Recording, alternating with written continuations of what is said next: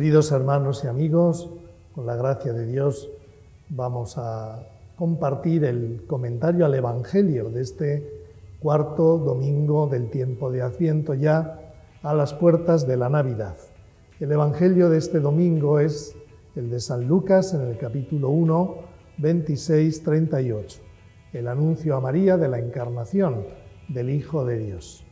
En el sexto mes, el ángel Gabriel fue enviado por Dios a una ciudad de Galilea llamada Nazaret, a una virgen que estaba comprometida con un hombre perteneciente a la familia de David, llamado José. El nombre de la virgen era María. Vemos aquí, queridos amigos, cómo María es introducida definitivamente en el misterio de Cristo a través de este acontecimiento, la anunciación del ángel. El mensajero divino le dice a la Virgen: alégrate, llena de gracia, el Señor está contigo. ¿Qué significan aquellas extraordinarias palabras y en concreto la expresión llena de gracia? La razón de este saludo es que en el alma de esta mujer se ha manifestado toda la gloria de la gracia de Dios. El mensajero saluda a María como llena de gracia, la llama así, como si este fuera su verdadero nombre. No la llama con su nombre propio, María, sino con este nombre nuevo, llena de gracia. ¿Qué significa este nombre? ¿Por qué el arcángel llama así a la Virgen de Nazaret?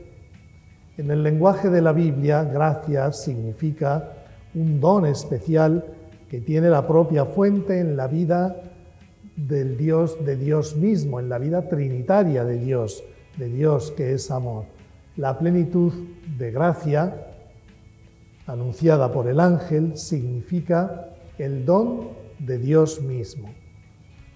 En el misterio de Cristo, María está presente ya antes de la creación del mundo, como aquella que el Padre ha elegido como madre de su Hijo. Y junto con el Padre la ha elegido también el Hijo, confiándola eternamente al Espíritu Santo. Por tanto, María está unida a Cristo de un modo totalmente especial y excepcional, e igualmente es amada eternamente por el Padre y por el Espíritu Santo. Al oír estas palabras, ella quedó desconcertada y se preguntaba qué podía significar este saludo. La palabra del Dios viviente, anunciada a María por el ángel, se refería a ella misma. No temas, le dice el ángel, porque Dios te ha favorecido. Concebirás y darás a luz un hijo, y le pondrás por nombre Jesús. Él será grande y será llamado Hijo del Altísimo. El Señor Dios le dará el trono de David, su padre, reinará sobre la casa de Jacob para siempre, y su reino no tendrá fin. Acogiendo este anuncio, María se convertiría en la madre del Señor y en ella se realizaría el misterio divino de la encarnación. Y cuando la Virgen pregunta: ¿cómo puede ser eso si yo no tengo relaciones con ningún hombre?, recibe del ángel la confirmación y la explicación de las palabras precedentes. Gabriel le dice: el Espíritu Santo descenderá sobre ti y el poder del Altísimo te cubrirá con su sombra. Por eso el niño será santo y será llamado Hijo de Dios. La anunciación es la revelación del misterio de la encarnación al comienzo mismo de su cumplimiento en la tierra. María es llena de gracia porque la encarnación del Verbo, en la que se une la persona del Hijo de Dios con la naturaleza humana, se realiza y se cumple precisamente en ella. Como afirma el Concilio Vaticano II, María es Madre de Dios Hijo y por tanto la hija predilecta del Padre y el sagrario del Espíritu Santo.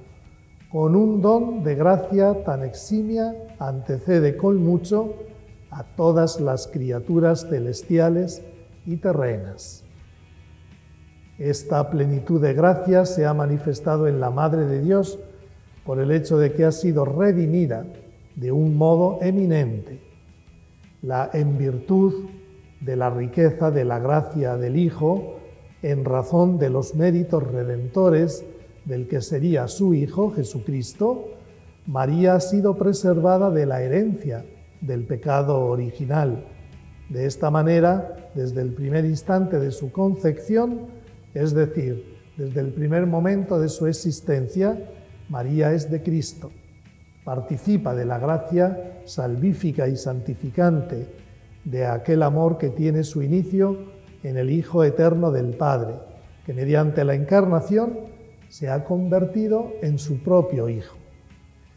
En el plan de salvación de Dios, el misterio de la encarnación constituye el cumplimiento sobreabundante de la promesa hecha por Dios a los hombres después del pecado original, después de aquel primer pecado cuyos efectos pesan sobre toda la historia del hombre en la tierra, también sobre tu historia y mi historia.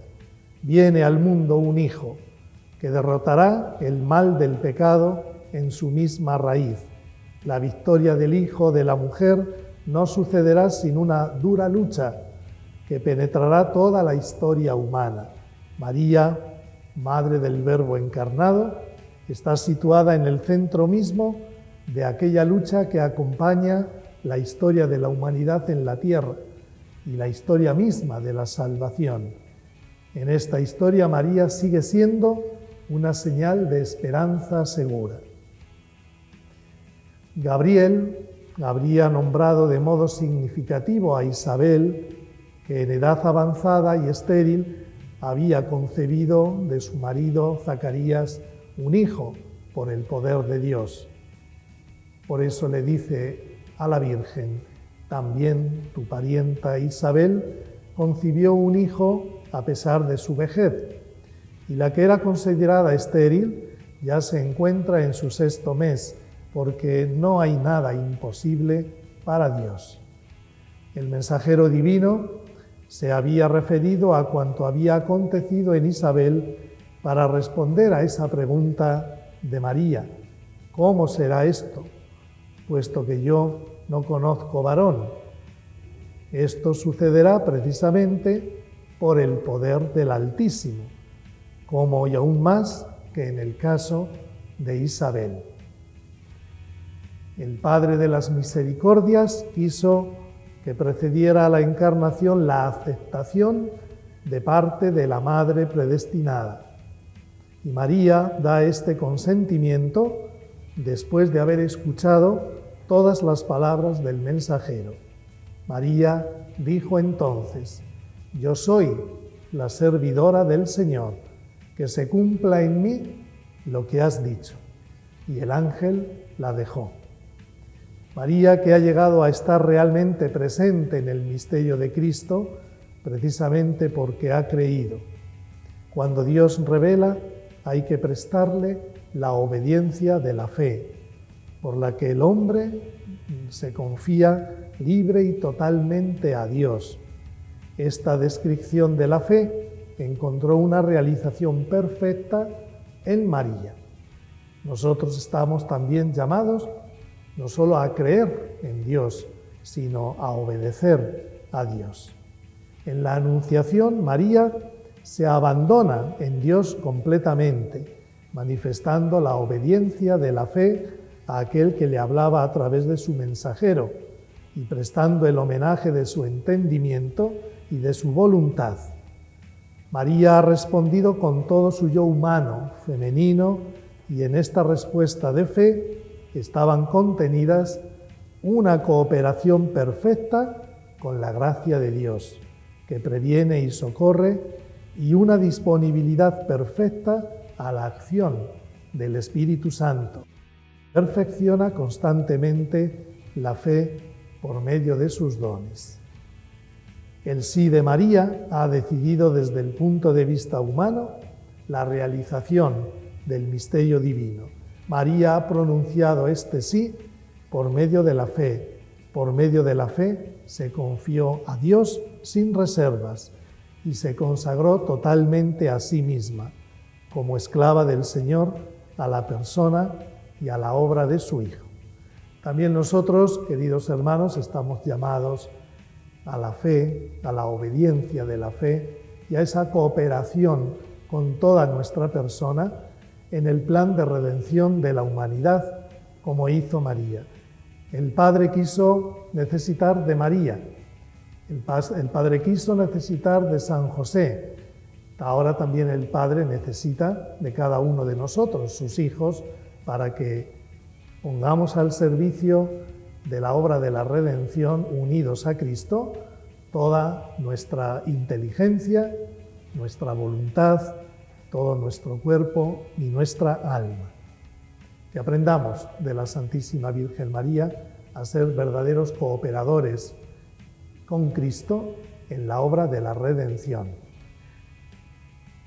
Desearles ya desde ahora una muy santa y feliz Navidad para todos. Y que la bendición de Dios Todopoderoso, Padre, Hijo y Espíritu Santo, descienda sobre ustedes y los acompañe siempre. Hasta la próxima semana, si Dios quiere.